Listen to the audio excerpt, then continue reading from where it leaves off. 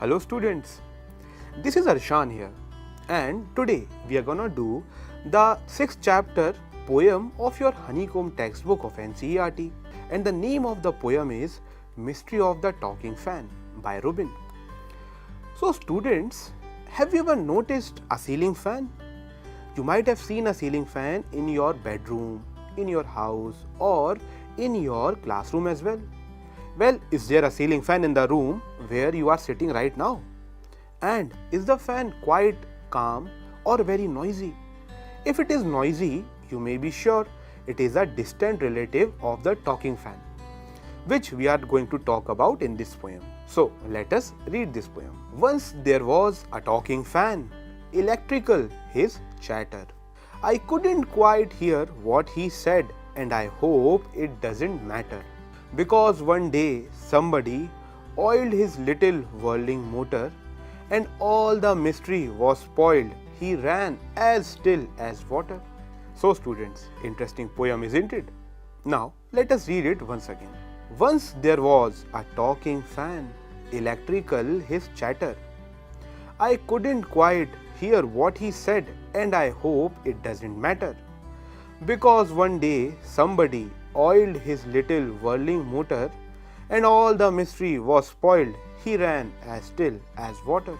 So students, poet here is talking about the fan, the ceiling fan, and because of some mechanical discrepancy, there is a sound in that fan, and the poet is referring to that sound as a chatter, as if the fan is trying to talk to him. The poet is also saying that it is mysterious what that fan is trying to say to him. And now the fan is very silent and calm. The mystery is spoiled. The fan is running as still as water. Now we have read this poem, so let us go on to the exercise part. The part is working with the poem. And now let us go on to the first question. The first question is, fans don't talk, but it is possible to imagine that they do. What is it then that sounds like the fan's chatter? So students, the noise created by the fan's motor due to lack of oiling was being compared by the poet to the fan's chatter. Moving on to the second question. Complete the following sentences. The first sentence is, the chatter is electrical because. To answer this students, the fan functions on an electrical motor, and the attention to my chatter or noise was being produced by its motor. Now, moving on to the second part of this question, which is, it is mysterious because blank. So, the poet was unable to comprehend what the fan was saying.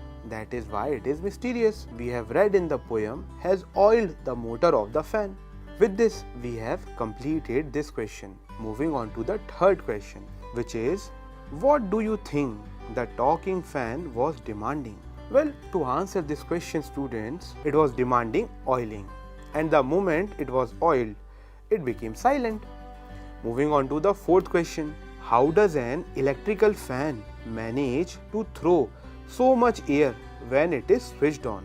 So students, to answer this question, an electrical fan comprises of 3 blades and a whirling motor. The motor is switched on. It starts and begins to rotate, forcing the blades to move in circular movement. This generates a lot of pressure, which forces the air downwards in all directions. Our electrical fan works. With this, we are on to the fifth question. And the fifth question is there a talking fan in your house? Create a dialogue between the fan and a mechanic. So students, to answer this question, I can say that there is a talking fan in my house as well, which perhaps require some oiling. Well, here is the created dialogue between a talking fan and a mechanic. A. Hi, I just realized that you are a talking fan. A talking fan. Oh, great, finally. I had been waiting for someone to pay attention to my chatter. A. Why so? I never knew you were trying to seek attention. Talking fan. Of course, I was. What else am I expected to do when nobody worries about my maintenance? My parts are in a wretched state. They need some oiling to function smoothly. Alas, nobody is bothered. Talking fan says, "Thank you so much, that would indeed be kind."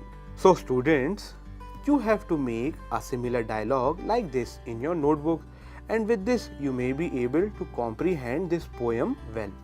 With this, we are at the end of this poem. We have recited the poem as well, and also we have done some exercises. Try to do these exercises in notebook at your home as well, so that you may comprehend this poem well. Also, try to find some talking lights or maybe a talking oven in your house as well, and try to see what are they asking for. So, I will take your leave now, and we will meet next time with some other interesting poem or a chapter maybe. Till then, bye bye.